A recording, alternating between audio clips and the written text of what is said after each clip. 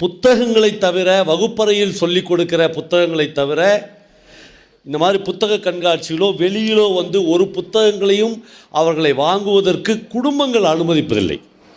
Mark குறைஞ்சிரும் தம்பி, NEET எழுத முடியாது தம்பி, டாக்டர் ஆக முடியாது தம்பி, ஒரு ஜொரன்னு போனால் ஒரு எம்ஆர்ஐ ஸ்கேன் எடுத்துருங்க என்று எழுதி கொடுத்து ஒரு 6000 ரூபாய் இல்லை 2000 ரூபாய் கமிஷன் வாங்க முடியாது தம்பி என்று சொல்லி சொல்லி இந்த மாணவர்களை அனுமதிக்காத ஒரு பணம் சார்ந்த உலகமாக, சமூகமாக நாம் மாறிவிட்டோம்.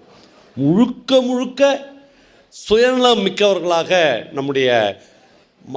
நம்முடைய குழந்தைகளை நாம் மாற்றிவிட்டோம். கிரியேட்டிவிட்டி என்பதை பற்றி இங்கு சமூக நல அலுவலர் பேசும்போது 2 வார்த்தை குறிப்பிட்டார். இந்த கிரியேட்டிவிட்டி என்கிற கல்வியை நம்முடைய குழந்தைகளிலிருந்து பறித்ததில் சமூகத்திற்கு அக்கறை இருக்கிறதோ இல்லையோ, மிக பெருமையான பெற்றோர்களுடைய பேராசை அதில் இருக்கிறது. நான் கொஞ்ச நாளைக்கு முன்னால் ஒரு நண்பர் சொன்ன ஒரு கதையை கேள்விப்பட்டேன். லண்டனில் ஒரு பெரிய பேக்கரியில் வேலை செய்த ஒரு தொழிலாளி அவனுடைய கிராமத்திற்கு போகிறார். Christmas time. ஒரு ஹார்ட் அட்டாக்கில் திடீரென அவன் இறந்து விடுகிறான். அவங்க வீட்டில் சம்பாதித்த ஒரே ஆள் அந்த பேக்கரியில் ரொட்டி கம்பெனியில் வேலை பார்த்த அந்த ஒரே பையன்தான், அந்த தலைவர் தான். அவர் இறந்துடுறார். உடனே அந்த குடும்பம் நிலை தடுமாறி 18-19 வயசில் இருந்து அவங்க பையன்கிட்ட அந்த குடும்பத்தினுடைய தலைவி ஒரு $200 கொடுத்து, அப்பா வேலை செய்த கம்பெனிக்கு நேராக போ, அப்பா இறந்துட்டாரு என்பதை கம்பெனி ஓனருக்கு தெரிஞ்சிருக்கும், நீ போய் கெஞ்சி கூத்தாடி அப்பாவுடைய வேலையை வாங்கி எப்படியாவது அந்த ரொட்டி கம்பெனியில் சேர்ந்து விடு என்று அந்த அம்மா அனுப்பி வைக்கிறார். பையன் ரயிலில் லண்டனுக்கு போகிற போது அவனுக்கு ஒரு எண்ணம் வருகிறது, நாமும் வாழ்நாள் முழுக்க அப்பா மாதிரியே ரொட்டி கம்பெனியில் தான் வேலை பார்க்க வேண்டுமா, நம்ம கையில் தான் $200 இருக்குதில்ல என்று யோசிக்கிறான். அதான் கிரியேட்டிவிட்டி. நேராக அம்மா சொன்னாங்களே அப்படின்னு போய் ரொட்டி கம்பெனியிலேயே வேலை வாங்குவது பழக்கப்படுத்தப்பட்ட ஒரு பையனுக்கான மூளையில் நாம் செலுத்தி வைத்திருக்கிற விஷயமாக இருக்குது. அந்த பையன் கிட்ட போகிற போது அதுக்குள்ளே ரொட்டி கம்பெனியே வந்துடுது. இப்போ அவன் உள்ளே போய் முதலாளியை பார்த்து சொல்கிறான், நான் இவங்களுடைய பையன், ஆமாம் அப்பா இறந்துட்டார். அவன் எல்லாம் சொல்லிட்டு சொல்கிறான், என்கிட்ட $200 இருக்குது, $200க்கு உங்கள் கம்பெனியிலேருந்து ரொட்டியை வாங்க விரும்புகிறேன்னு சொல்கிறான்.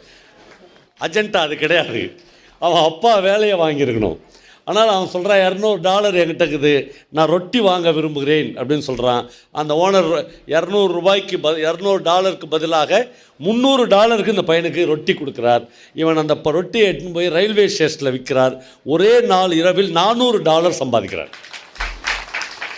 அந்த பையனுக்கு பயங்கர ஆச்சரியமாக, கையில் $200 லாபம் இருக்கிறது.